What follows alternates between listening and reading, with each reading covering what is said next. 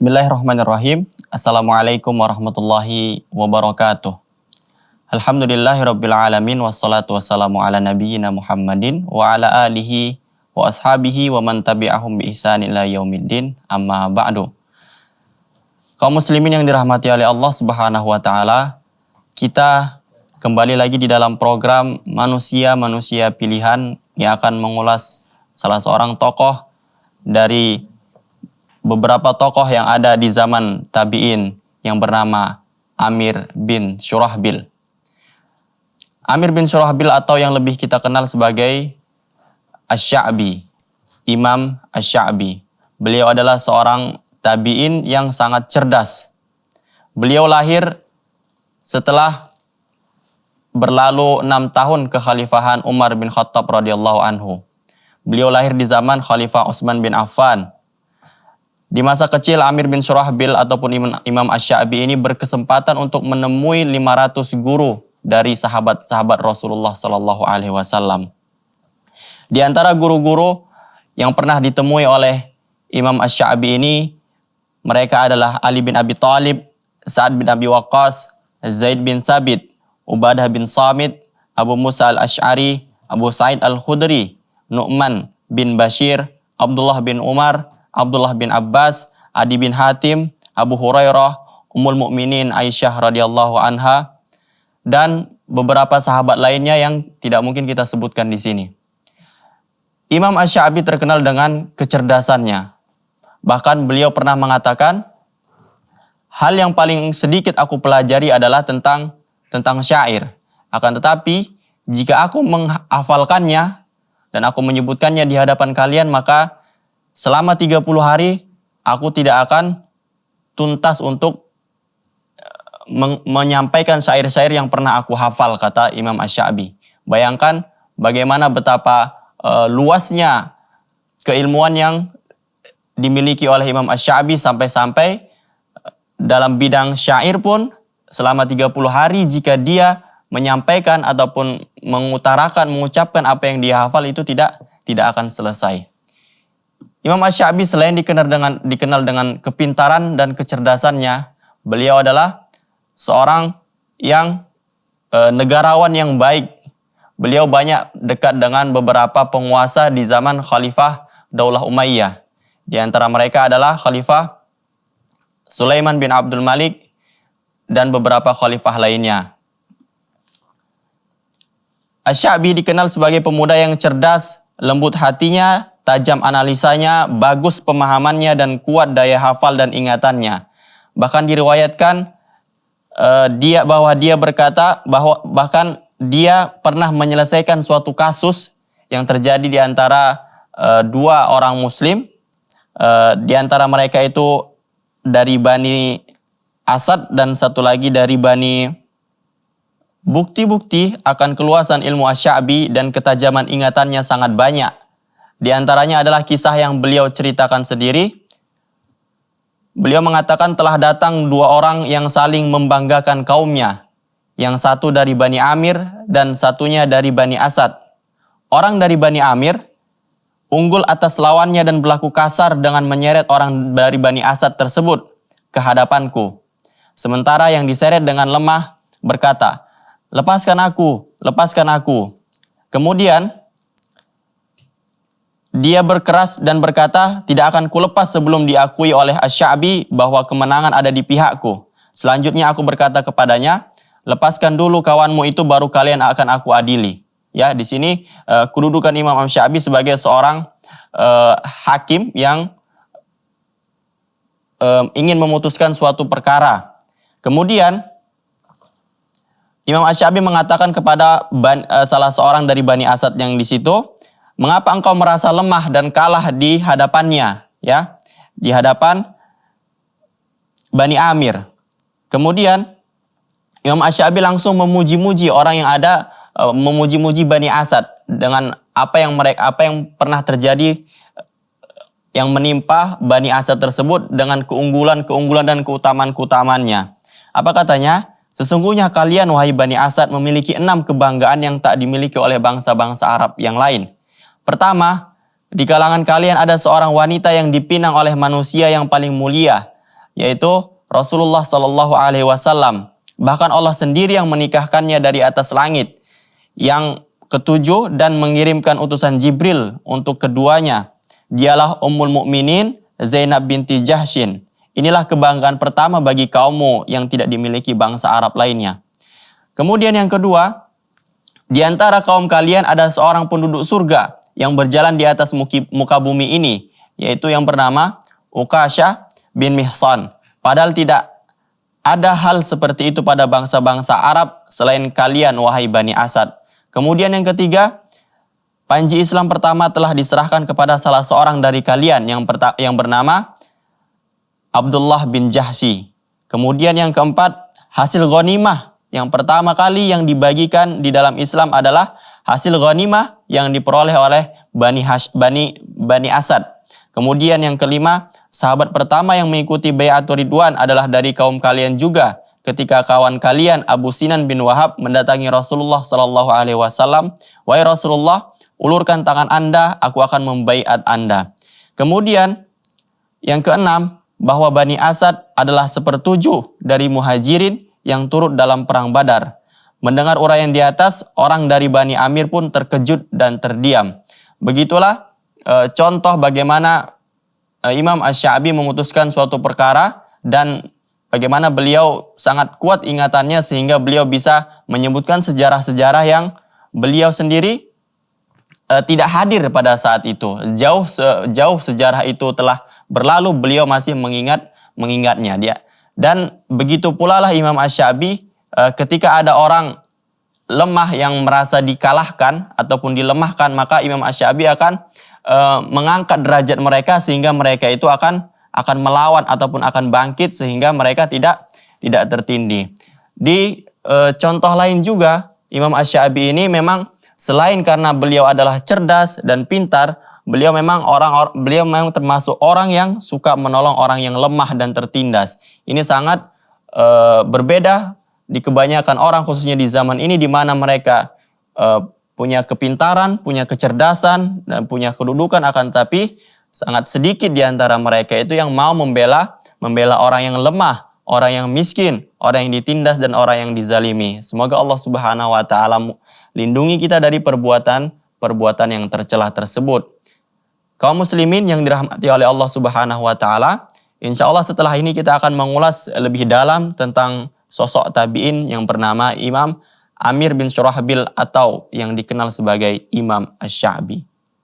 Jangan kemana-mana, tetaplah di dalam program Manusia Pilihan.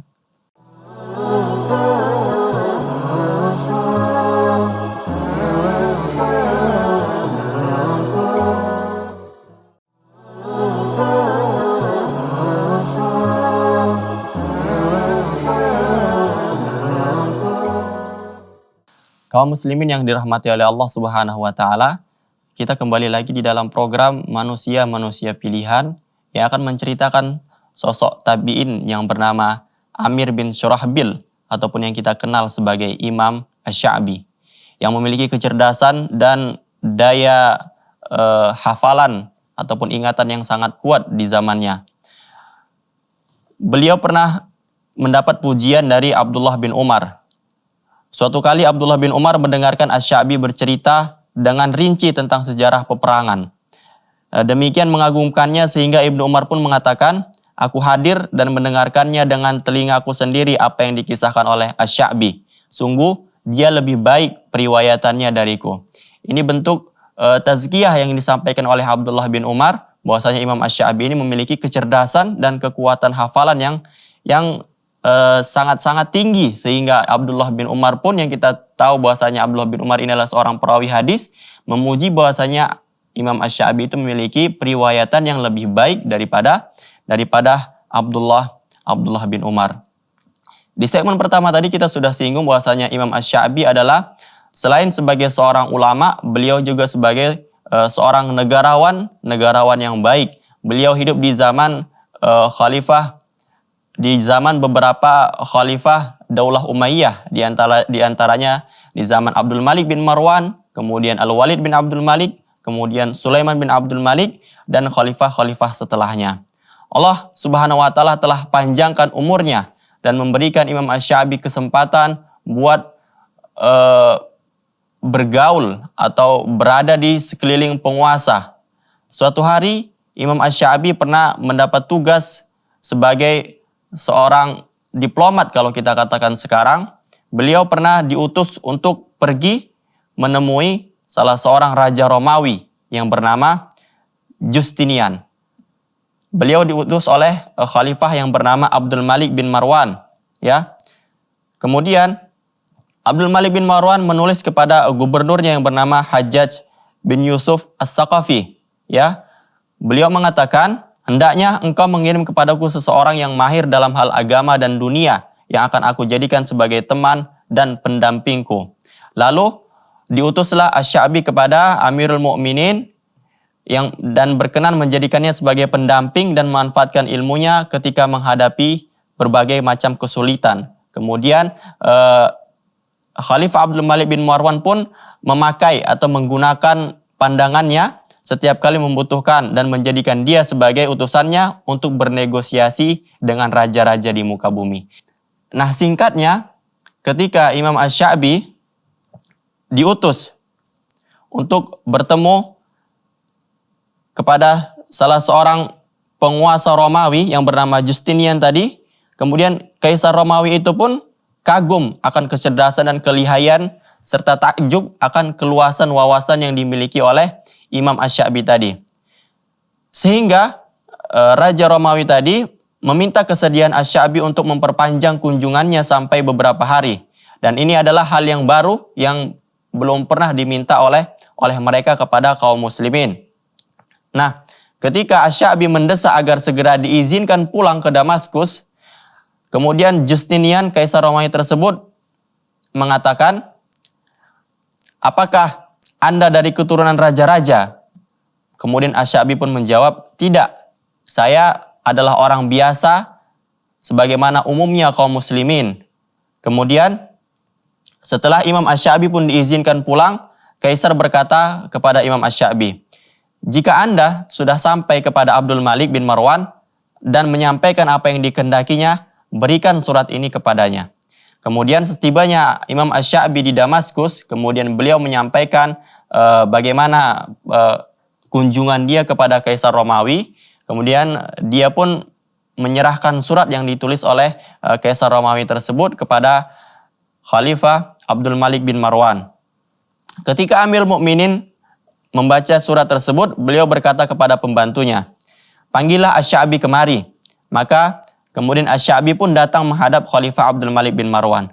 Kemudian Khalifah menanyakan kepada Asy-Sya'bi, tahukah kamu apa yang dituliskan oleh Kaisar Romawi di dalam surat ini? Kemudian Asy-Sya'bi menjawab, tidak wahai Amirul Mukminin. Kemudian Khalifah tersebut pun mengatakan, Kaisar Romawi itu berkata, saya heran bagaimana bangsa Arab mau mengangkat raja selain orang ini, yaitu Imam Asy-Sya'bi. Artinya apa? Kenapa sosok seperti Imam Asy-Sya'bi ini tidak diangkat sebagai seorang raja, sebagai raja? Kenapa? Karena beliau memiliki kecerdasan, wawasannya luas, daya tangkapnya juga sangat cepat. Beliau memiliki banyak kelebihan-kelebihan, yang mana kelebihan yang dimiliki oleh Imam Asy-Sya'bi itu sangat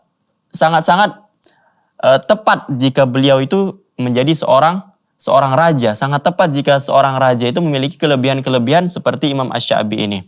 Kemudian Asy-Sya'bi mengatakan dengan rendah hatinya, dia berkata demikian karena belum pernah menjumpai Anda, wahai Khalifah Abdul Malik bin Marwan. Ya, kalau beliau pernah melihat Anda, tentu beliau tidak akan mengatakan demikian. Artinya tidak akan memuji saya melebihi Anda, wahai Khalifah. Di sini juga Khalifah Abdul Malik menangkap seolah-olah Kaisar Romawi ini ingin merendahkan Khalifah Abdul Malik bin Marwan dengan keberadaan Imam Asy-Sya'bi ini. Kemudian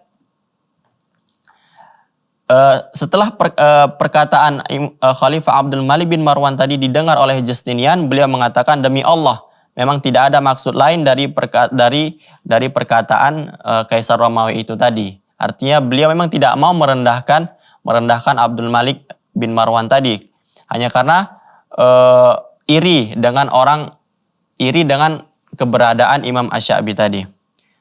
Imam Asy-Sya'bi mampu meraih derajat ilmu yang setara dengan para ulama senior di zaman itu. Sampai-sampai Imam Az-Zuhri pun mengatakan, sesungguhnya ulama itu ada 4 katanya. Yang pertama yaitu Sa'id bin Al-Musayyib yang ada di Madinah, kemudian Amir bin Syurahbil yang ada di Kufah, kemudian Hasan Al-Basri yang ada di Basrah, kemudian Makhul yang ada di Syam. Hanya karena sifat tawaduk beliau tidak suka jika ada yang menyebutnya sebagai seorang alim. Sehingga pernah orang yang dari kaumnya berkata, jawablah wahai faqih, wahai alim. Kemudian Imam Asy-Sya'bi pun mengatakan, janganlah memujiku dengan apa yang tidak ada padaku. Orang yang faqih adalah orang yang benar-benar menjauhi segala yang Allah haramkan. Dan orang alim adalah orang yang takut kepada Allah Subhanahu wa taala. Manalah aku termasuk ke dalamnya. Dengan rendah hati Imam Asy-Sya'bi pun menjawab demikian. Ya, sebagaimana yang kita ketahui dalam sebuah pepatah yang disebutkan semakin berisi semakin merunduk ya. Tirulah ilmu padi semakin berisi semakin merunduk. Maka inilah yang terdapat di dalam diri Imam Asy-Sya'bi tadi. Semakin besar, semakin tinggi, semakin banyak ilmu yang beliau raih, beliau semakin menunduk, bukan semakin unjuk gigi, bukan semakin unjuk diri untuk menunjukkan bahwasanya beliau adalah orang yang faqih, orang yang alim, orang yang hebat dan lain sebagainya. Sebagaimana yang beliau pahami bahwasanya orang yang alim adalah orang yang semakin takut kepada Allah Subhanahu wa taala, dan orang yang faqih adalah orang yang menjauhi segala yang Allah haramkan. Kaum muslimin yang dirahmati oleh Allah Subhanahu wa taala, jangan kemana-mana, insya Allah kita akan lanjutkan membahas tentang sosok tokoh tabi'in yang bernama Amir bin Syurahbil atau yang kita kenal sebagai Imam Asy-Sya'bi. Tetaplah di program Manusia Pilihan.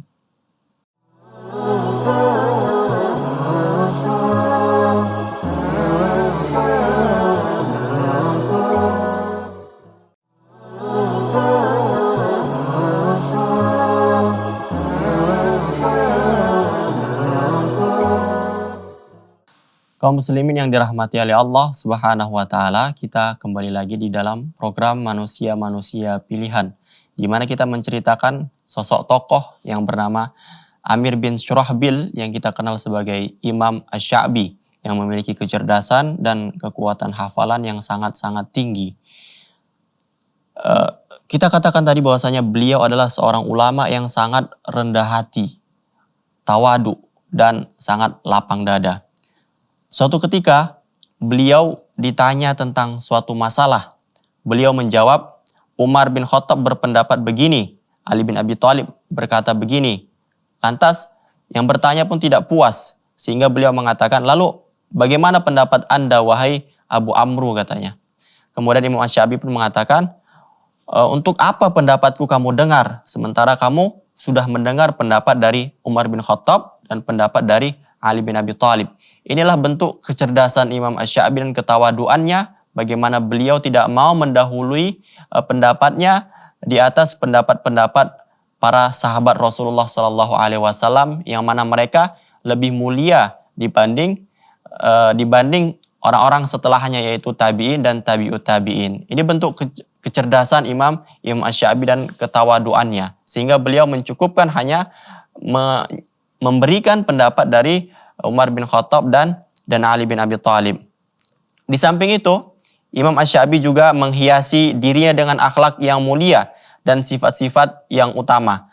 Beliau tidak suka debat kusir, beliau juga berusaha menjauhi dirinya dari pembicaraan-pembicaraan yang tak bermanfaat. Suatu kali seseorang pernah bertanya kepadanya, "Wahai Abu Amru." Kemudian beliau menjawab, "Labbaik." Orang itu bertanya, bagaimana pendapatmu tentang perbincangan orang berkenaan dengan dua orang itu? Maksudnya dua orang itu adalah Utsman dan Ali bin Abi Thalib. Kemudian Imam Asy-Sya'bi pun mengatakan, demi Allah, aku tidak ingin pada hari kiamat nanti menjadi musuh bagi Utsman bin Affan ataupun Ali bin Abi Thalib radhiyallahu anhuma. Di zaman Imam Asy-Sya'bi banyak muncul. Di zaman Imam Asy-Sya'bi kita tahu bahwasanya banyak muncul perbedaan-perbedaan, silang pendapat, fitnah yang terjadi di antara mereka, termasuk masalah antara Utsman bin Affan dan Ali bin Abi Thalib.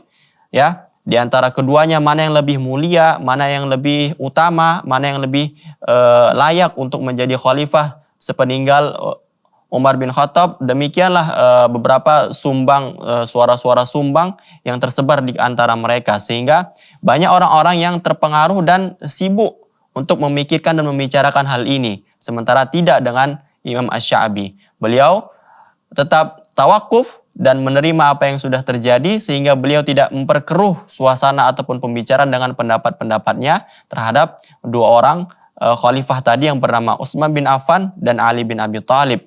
Sehingga apapun yang dia katakan itu tidak menambah, tidak kita katakan tidak cenderung terhadap salah satunya ataupun tidak menolak satunya lagi. Inilah bagaimana kefakihan Imam Asy-Sya'bi untuk menjawab suatu permasalahan tadi. Kemudian perlu diketahui bahwasanya di dalam diri Imam Asy-Sya'bi ini terkumpul antara ilmu dan lapang dada. Ya, diriwayatkan bahwa ada seseorang yang menuduh beliau dengan tuduhan yang keji dan memaki dengan kata-kata yang kotor. Namun tidak ada yang dikatakan Imam Asy-Sya'bi selain kalimat, jika memang apa yang Anda tuduhkan kepada saya itu benar, mudah-mudahan Allah mengampuni saya. Namun jika ternyata tuduhanmu itu dusta, maka semoga Allah mengampuni. Semoga Allah mengampunimu. Inilah contoh bagaimana seorang alim itu bertindak dan bersikap dari tuduhan-tuduhan orang-orang yang dianggap mungkin orang-orang yang awam, orang-orang yang bodoh, yang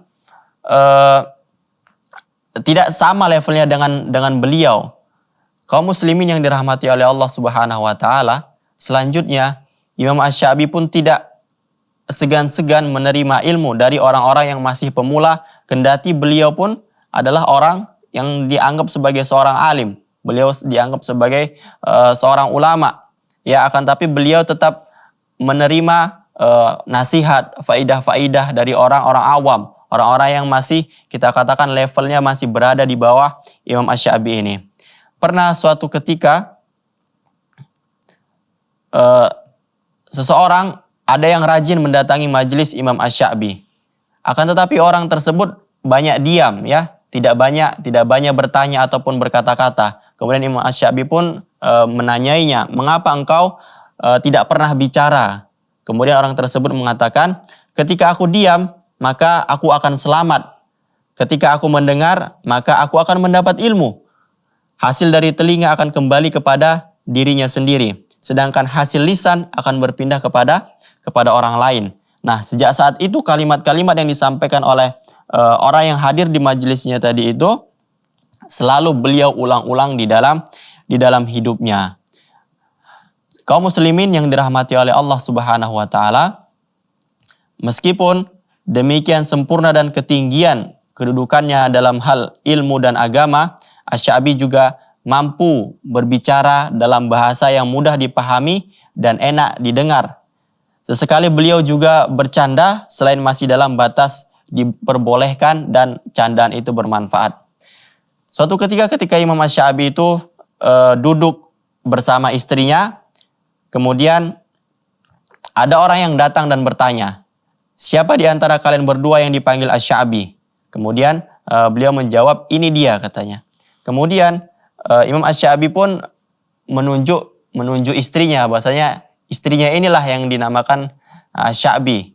Kemudian orang tadi pun bertanya, "Siapa nama istri iblis? Siapa nama istri iblis itu?" katanya. Kemudian Imam Asy-Sya'bi pun menjawab dengan jawaban yang lucu dan tidak mengandung dusta, ya, dengan jawaban lucu. "Sayangnya kami tidak menghadiri pernikahan iblis itu. Jadi kami tidak tahu siapa nama istri iblis." Barangkali ungkapan yang paling pas untuk kita sematkan kepada karakter seorang Imam Asy-Sya'bi ini adalah pengakuan beliau ketika beliau mengatakan, "Tak pernah aku bangun dari tempat dudukku untuk melakukan sesuatu agar dilihat oleh semua orang. Tak pernah aku memukul budakku dan tak pernah aku biarkan sanak keluargaku meninggal dengan membawa utang, melainkan akan aku bayarkan. Begitulah sosok Imam Asy-Sya'bi yang sangat mulia dan bertanggung jawab terhadap keluarganya juga. Sahabat keluarga muslim dan pendengar radio Arisalah, kaum muslimin yang dirahmati oleh Allah Subhanahu wa taala, semoga kisah Imam Asy-Sya'bi ini bisa menjadi pelajaran dan bisa menjadi teladan bagi kita untuk kita tanamkan di dalam diri kita. Ketika kita sudah berhasil menjadi seorang alim, hendaklah kita menjadi orang yang lapang dada, ya. Kemudian orang yang tawadu, kemudian orang yang mengamalkan ilmunya, bukan menyembunyikan ilmunya. Kemudian orang yang juga mengajarkan ilmunya itu sendiri. Kemudian hendaklah kita juga membantu pemimpin ataupun penguasa-penguasa yang ada di sekeliling kita, memberikan masukan-masukan kepada mereka bila mana mereka membutuhkan masukan. Bila mana mereka salah, kita ingatkan. Bila mana mereka melakukan hal-hal yang mungkar, kita ingatkan dan kita sembari kita kasih nasihat. Jangan malah kita melakukan hal-hal yang tidak terpuji, ya. Karena apa? Karena derajat seorang alim itu sungguh berbeda daripada derajat seorang awam. Jangan kita seperti seorang awam yang ketika melihat penguasa atau pemerintah kita salah, kemudian kita ikut mengkritik di depan umum, mencaci maki mereka, dan kita tidak terlibat dalam kebijakan-kebijakan yang mereka lakukan. Allahul musta'an. Semoga kisah Imam Asy-Sya'bi ini bisa bermanfaat bagi kita semua. Lebih dan kurang saya mohon maaf. Subhanakallahumma bihamdika asyhadu an la ilaha illa anta astaghfiruka wa atubu ilaik. Wassalamualaikum warahmatullahi wabarakatuh.